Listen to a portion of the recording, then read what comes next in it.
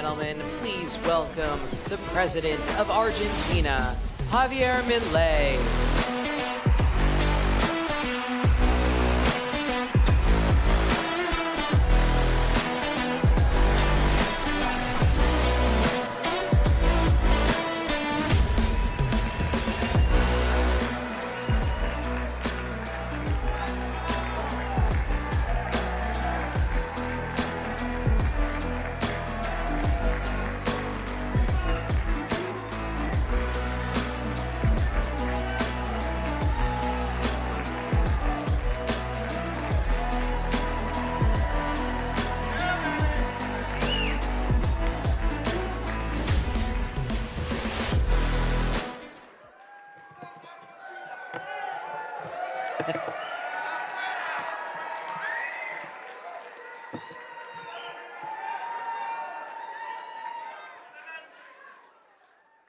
Hola a todos.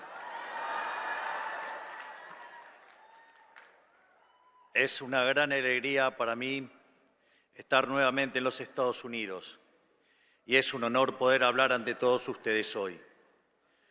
Muchas gracias a los presentes y especialmente gracias a CIPAC, que siempre ha tenido una consideración especial conmigo. Gracias, Matt. Gracias, Mercy.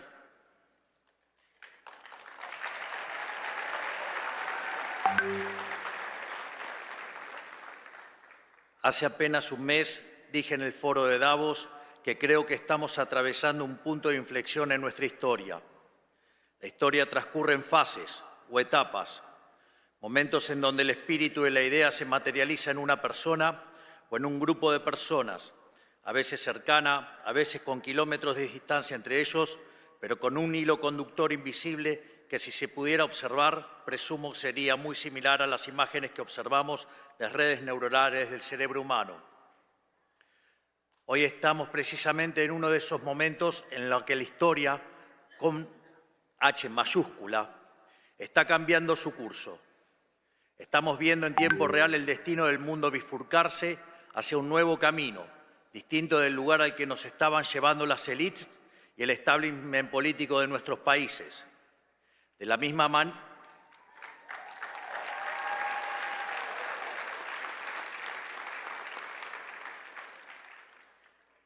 manera que en la década del 30 se podía vislumbrar que la llama de la libertad se estaba apagando y que comenzaba un nuevo cambio de servidumbre para la humanidad, hoy finalmente podemos decir que la era del Estado omnipresente ha terminado.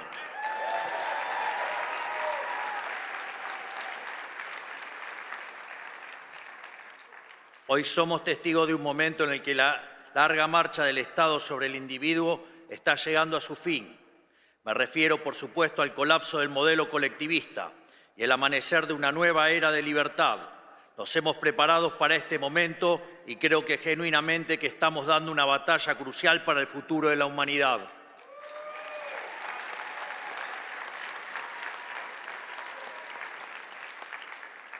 Pero como siempre digo, solo se puede obrar de forma eficaz si el diagnóstico desde el que uno parte es el correcto. Hay que entender dónde estamos parados y a qué nos enfrentamos para poder saber cómo llegar a donde queremos.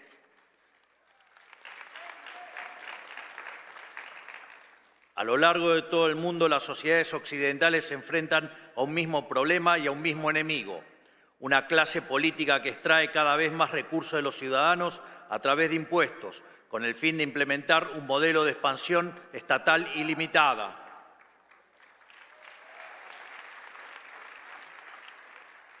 Una clase política con complejo de Dios, que pretende regular cada aspecto de la vida de la gente, haciendo honor a una de las máximas del fascismo de Benito Mussolini: dentro del Estado todo, fuera del Estado nada y nada contra el Estado.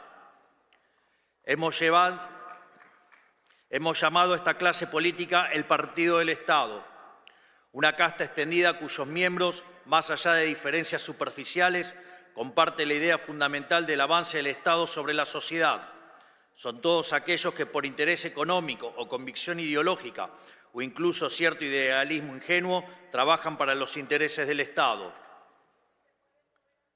Los medios de comunicación tradicionales o ligas y media, la oligarquía sindical, los empresarios prebendarios, los burócratas permanentes, no electos y en consecuencia intrínsecamente irresponsables, las organizaciones mal llamadas no gubernamentales que hacen el trabajo sucio de los políticos, las instituciones académicas que proveen el marco teórico para la expansión estatal, los organismos supranacionales y todos los que de alguna manera pertenecen a la gran secta del colectivismo mundial.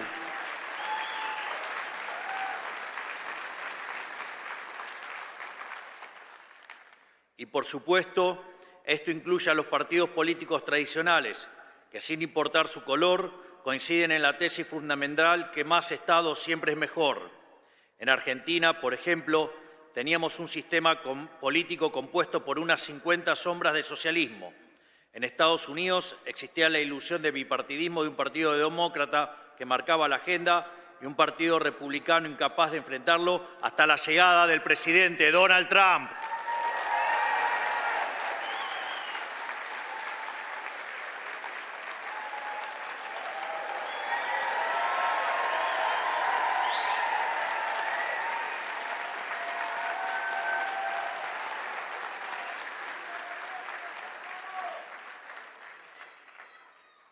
¡Viva!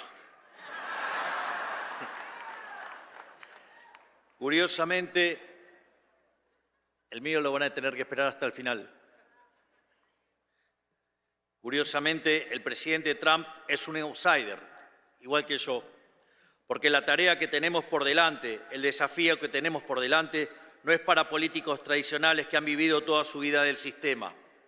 Es para gente que no le debe nada a nadie, que no está comprometida por los vicios del sistema y que sabe que es más importante el cambio que el poder por el poder mismo.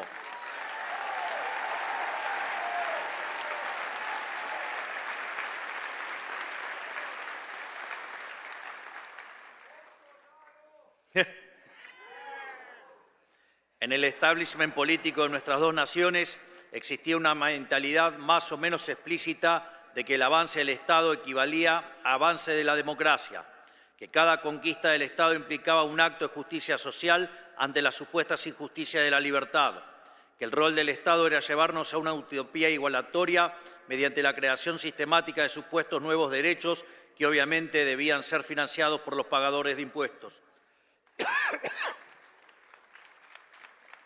Es justamente en el centro de este esquema que se encuentran los políticos, los principales beneficiarios de este modelo de expansión ilimitada del Estado, esos que hacen de vivir de otros por la fuerza un estilo de vida, depositarios de poderes y privilegios que serán la envidia de cualquier monarca de la historia. No importan las peleas televisivas ni las supuestas diferencias partidarias, todos trabajan para el mismo Dios, el siniestro, y su manifestación en la tierra, el leviatán del que hablaba Hobbes.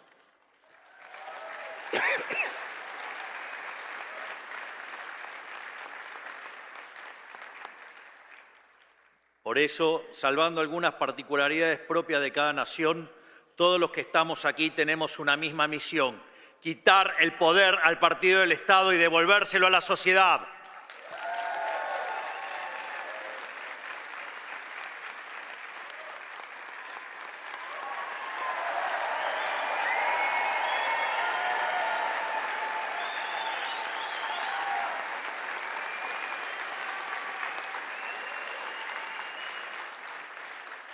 Es decir, como decía Albert Nock, que describió en su libro En nuestro enemigo el Estado, que el poder social fue progresivamente arrebatado y trasladado al Estado por la fuerza. Nuestro objetivo es hacer el camino inverso, aumentar del poder del ciudadano y quitarle el poder al Estado.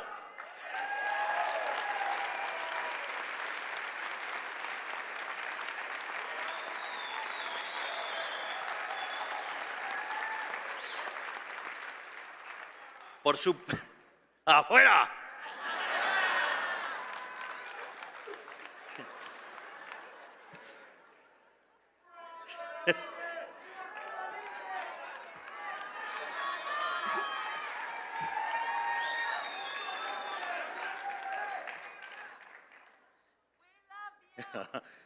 Me too.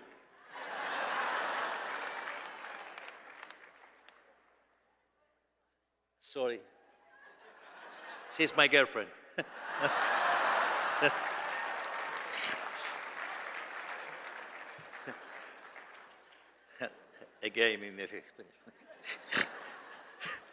Por supuesto, no puede hacerse gestionando mejor el Estado tal cual existe o simplemente administrando correctamente los recursos de que dispone, sino que el único camino racional es achicar el Estado hasta su mínima expresión posible.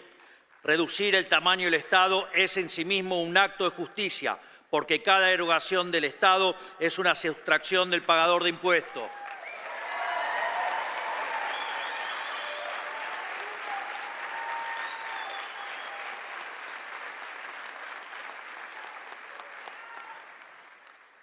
Desde nuestro punto de vista, el único Estado aceptable es el Estado más chico posible para devolverle al ciudadano lo que es suyo.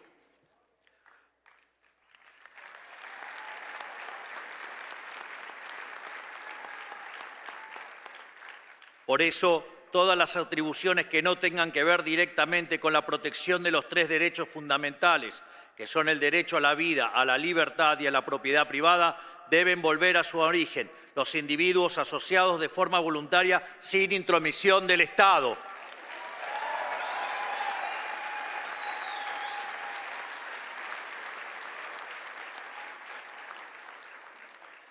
Esto debe ser así porque, a diferencia de la economía, el poder es un juego de suma cero. Todo el poder que tenga el Estado necesariamente no puede obtenerlo al mismo tiempo la sociedad.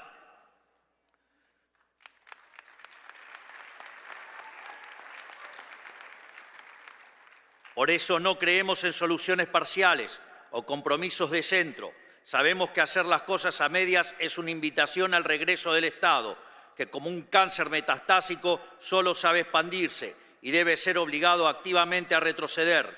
No sirve intentar alcanzar un justo medio. Todo lo que exceda su función esencial debe ser definitivamente quitado de su órbita o más temprano que tarde volverá a usurpar lo que no le pertenece.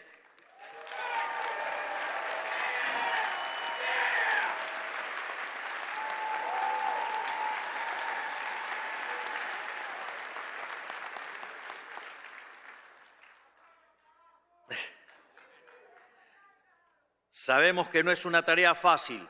El Estado moderno tiene herramientas de sobras que han crecido en sofisticación con el paso del tiempo. No estamos hablando de un Estado obvio como el fascista o el comunista, sino de un Estado sutil e insidioso que avanza sobre el individuo a través del arte, de la propaganda y la infiltración cultural.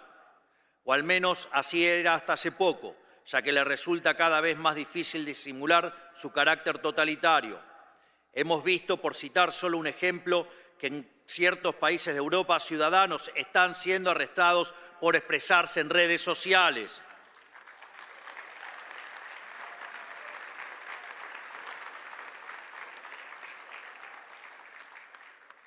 Pero en términos más generales, hablo de la financiación de la academia, incentivando la elaboración de estudios que justifiquen la implementación de políticas públicas intervencionistas y de la compra encubierta de medios de comunicación mediante la pauta pública. Hablo de las múltiples ONGs que viven de nuestros impuestos, de los subsidios a la cultura para producir propaganda. Y aquí en Estados Unidos, por supuesto, el escándalo de USAID, que destinaba millones de dólares de los pagadores de impuestos a financiar desde revistas y canales de televisión, a fraudes electorales como en Brasil, o gobiernos con aspiraciones discriminatorias como el de Sudáfrica.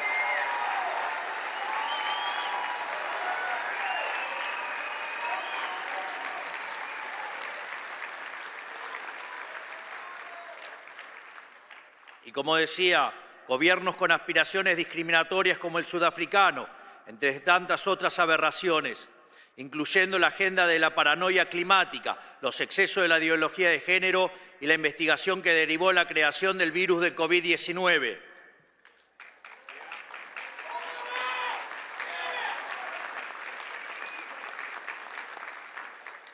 Sin embargo, lo único que realmente logra este mecanismo de bajada de línea globalista es transferir riqueza de la clase baja de un país rico a la clase alta de un país pobre. En pocas palabras, hablo de una red global de influencia y formación de opinión pagada con los impuestos de los ciudadanos, un aparato de propaganda sin precedentes en la historia humana, quizás el escándalo político más grande que hayamos visto. Y luego esos mismos hipócritas acusan a Elon Musk de interferir en las elecciones de otros países. Claramente, su descaro es tan grande como sus aspiraciones totalitarias.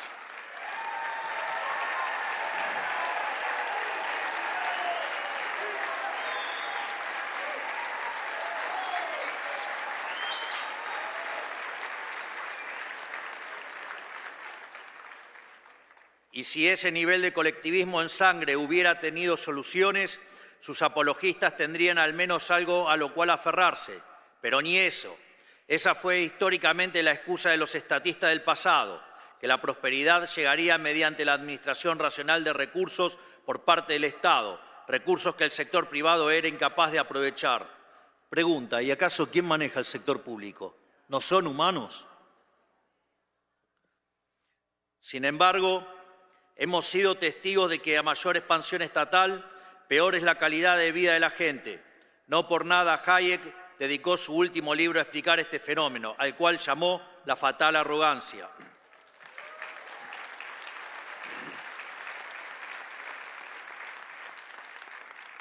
Pero esto no es accidental.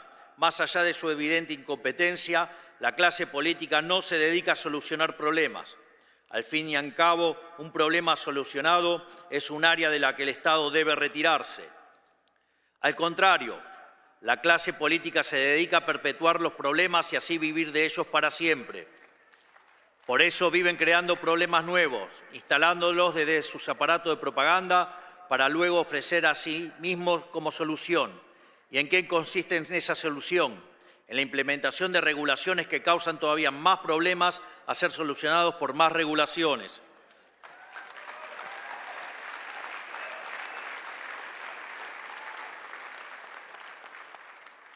En medicina se usa el término iatrogenia para referirse al daño que sufre un paciente como consecuencia de la atención médica. Podría decirse entonces que el régimen estatista consiste en la iatrogenia como política de Estado, o sea, es el médico que se enriquece a base del deterioro progresivo e intencional de sus pacientes. Con el modelo del Estado presente, el Estado te quiebra las piernas para después venderte las muletas como un sobreprecio y obligarte a agradecerle, y te persigue si no lo haces.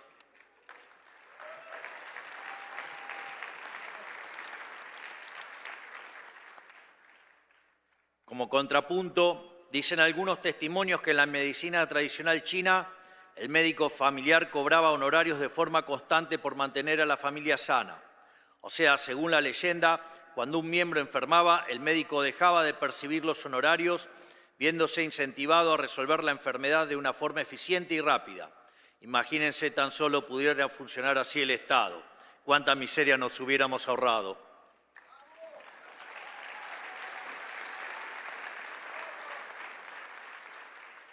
Hoy, a quienes queremos desmantelar este sistema demencial nos llaman antidemocráticos.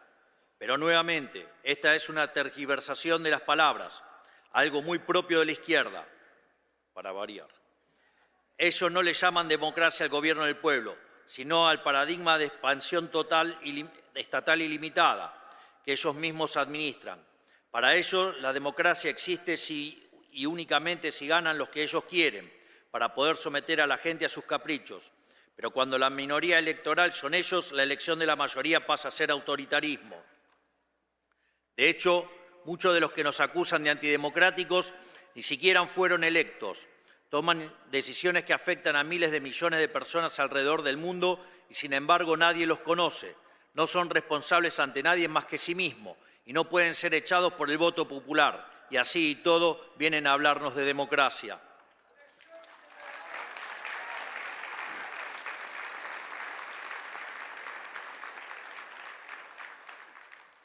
En fin, dicen que Trump y yo somos un peligro para la democracia, pero en realidad están diciendo que somos un peligro para ellos.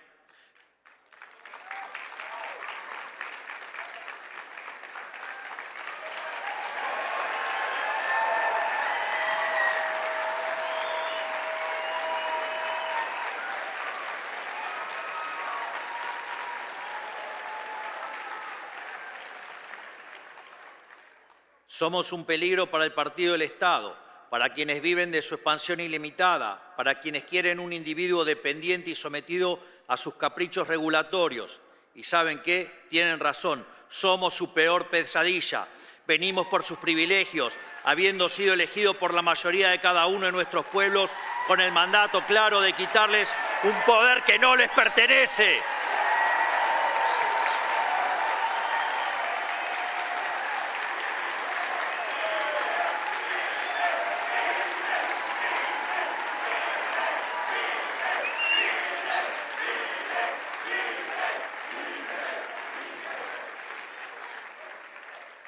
Hoy nuestros países, Argentina y Estados Unidos, necesitan pasar por una segunda independencia.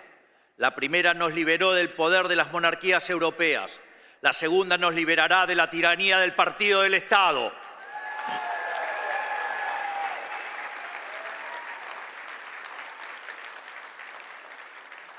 Por eso hemos puesto tanto esfuerzo en identificarlo, porque no se puede luchar contra lo que no se conoce. Y tener un enemigo bien definido es un aspecto fundamental de nuestra batalla cultural.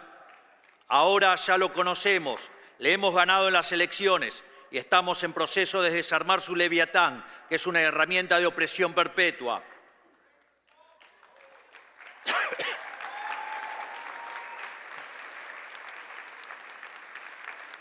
No tenemos ninguna fórmula secreta, solo conocer la historia humana y saber qué es lo que ha funcionado y qué no. Por eso, con humildad, quiero reflexionar un poco sobre cómo venimos llevando adelante esta batalla. Nosotros trabajamos con firmeza y de frente, sin dar lugar a compromisos. Defendemos un conjunto de valores que no estamos dispuestos a negociar, así como ellos no han estado dispuestos a negociar a la hora de quitarnos nuestra libertad. Lo que ellos impusieron sin nuestro consentimiento está siendo eliminado sin el consentimiento de ellos.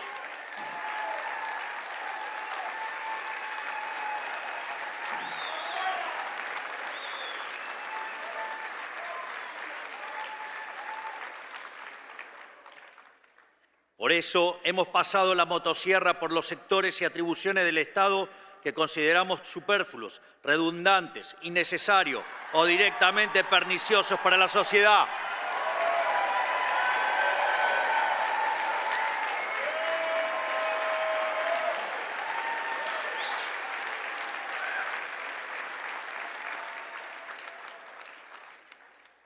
Y más aún, este año emprenderemos la fase 2 de este proceso, que hemos bautizado como la motosierra profunda, para continuar achicando el Estado, devolviéndole a la gente la riqueza que jamás debió habérsele sido arrebatada.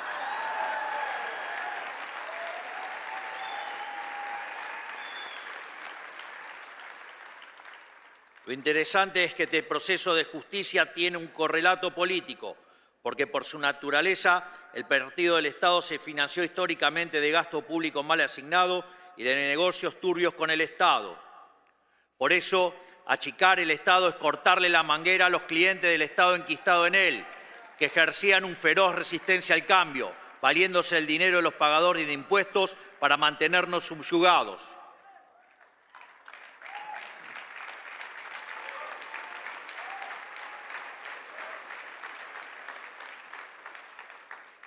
Nuestro método es similar al de nuestro querido amigo Elon Musk: revisar oficina por oficina, conservar lo que sirve y funciona y descartar el resto. Por eso le obsequié una motosierra. Con nosotros nadie que no pueda justificar el costo de su salario en impuestos está a salvo.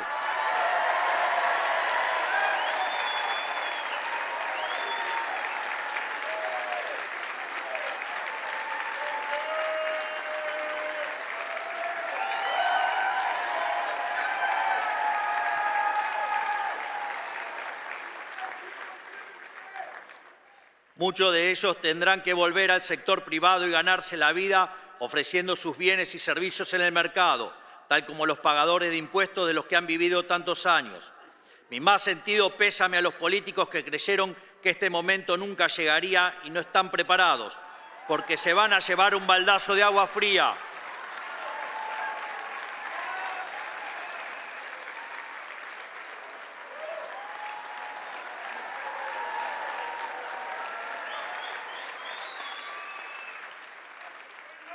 Por suerte para ellos, en toda desgracia hay una oportunidad, y debido a nuestro avance desregulador, los salarios del sector privado seguirán subiendo, por lo que si hacen las cosas bien podrán ser parte del progreso, pero lejos de la casta estatal.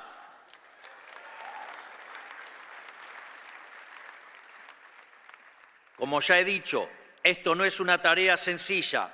Aquí en Estados Unidos, burócratas rebeldes han intentado sabotear el trabajo del Departamento de Eficiencia Gubernamental y están recurriendo a mecanismos burocráticos y legales para intentar bloquear cualquier reforma, lo cual también sucede en nuestro país y es algo con lo que debemos luchar día a día. Pero nada de eso nos ha tomado por sorpresa. Somos conscientes de que van a hacer lo posible por detener este cambio, sin importar el daño resultante. Si tienen que destruir el mundo para conservar sus privilegios, lo van a hacer. Y nosotros vamos a seguir luchando.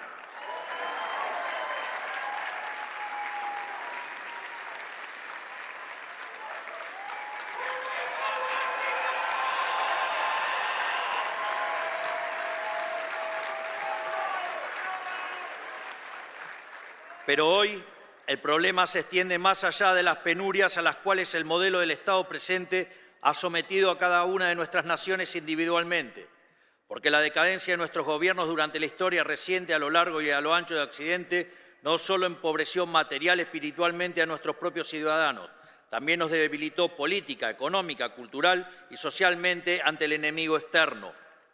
Nos volvió moralmente débiles y nos hizo vulnerables ante las peores expresiones de la barbarie, los peores enemigos de la libertad. Y a ellos no se les puede dar un centímetro, porque cuando huelen sangre avanzan envalentonados y sin piedad. Esto quedó demostrado durante los cobardes ataques perpetuados el 7 de octubre de 2023 en Israel, que costaron más de 1.000 inocentes y la captura de 251 personas.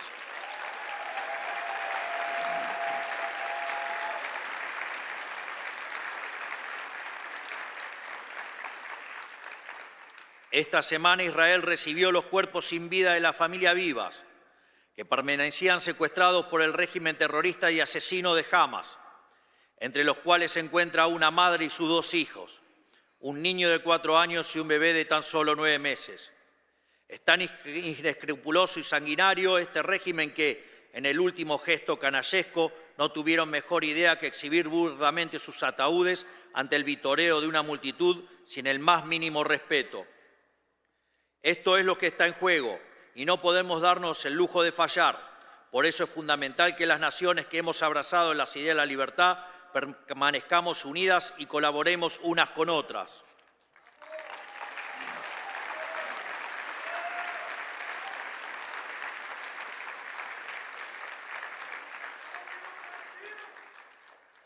Debemos formar una alianza de naciones libres, porque como ya he dicho en otra ocasión, el mal organizado solo puede ser vencido por el bien organizado. Solo mediante esta internacional de derecha podremos ponerle un fin a la casta política a la que nos enfrentamos, que está hundiendo a Occidente en la más oscura profundidad, y recuperar el ímpetu para proteger a las fuerzas despóticas que nos quieren subyugados.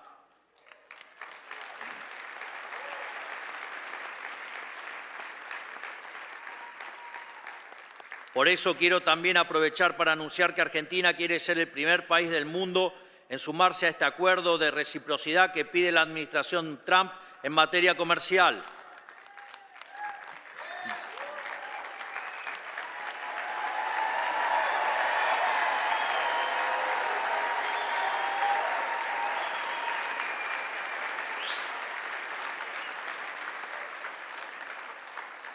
De hecho, si no estuviéramos restringidos por el Mercosur, la Argentina ya estaría trabajando en un acuerdo de libre comercio con los Estados Unidos que sea mutuamente beneficioso y que no cargue injustamente sobre las espaldas de los productores argentinos, pero tampoco sobre los de los americanos.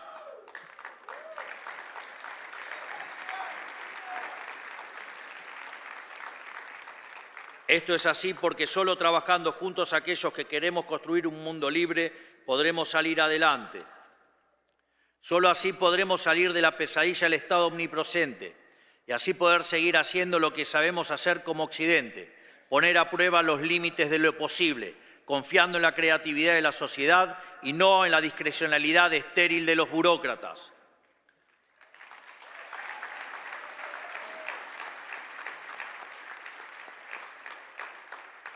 Solo así podremos retornar nuestro camino de grandeza como civilización, haciendo honor a nuestros antepasados que dieron la vida por ver un mundo libre y una humanidad próspera. Solo así, finalmente, podremos reencontrarnos con nosotros mismos y volver a crear en aquello que nos hizo grande como civilización. Que Dios bendiga a la República Argentina, que Dios bendiga a los Estados Unidos y que las fuerzas del cielo nos acompañen. ¡Viva la libertad, carajo!